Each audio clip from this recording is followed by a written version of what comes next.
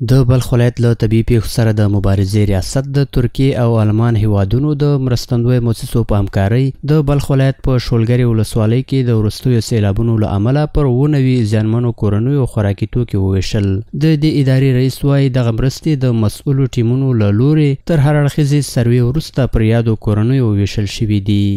دا دویمه توزیع ده چې موږ یې ورته کوو. نو اوله توزیع کې چې د سیلابو متصل درېیمه ورځ چې موږ کومه توزیع ورته وکړله هغه تقریبا 5 نهادو هغه کومکونه ورته وکړله. دا یو بل دغه نهاد دی چې راغلی د ترکیې او د جرمني څخه.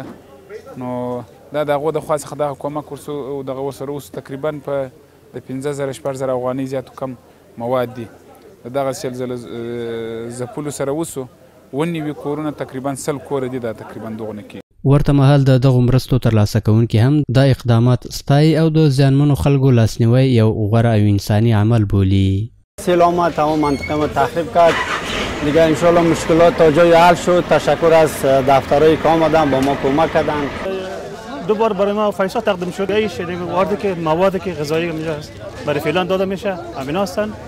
بسیار جهان تشکر.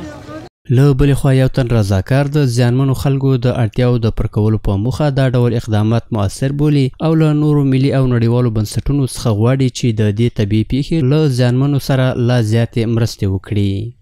کمک‌های شخصی از این رضاکارا هستند. اینا خودشان کمک‌ها را جمع‌آوری میکنن و پس میان به ممالکی که متضرر است توزیع میکنن.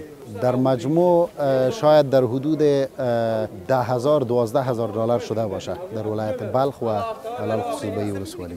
د یادونې وړ ده چې دا د مرستندویو مؤسسو له خوا د بشري مرستو دریم پړاو دی چې د بلخ ولایت د طبیعي پیښو پر وړاندې د چمتووالي ریاست لخوا د دغه ولایت په شولګرې ولسوالۍ کې د وروستیو سیلابونو له زیانمنو شویو سره د یادو بنسټونو په همکارۍ ویشل کیږي. باید ویل شي چې د روان کال د ثور د میاشتې په 3مه نیټه د یادې ولسوالۍ په څو کلیو کې سخت سیلابونه وبهېدل چې له امله یې شاوخوا 2000 جریبه کرنیزه ځمکه او 1500 استوګنیز کورونه په بشپړه توګه ویجاړ شول.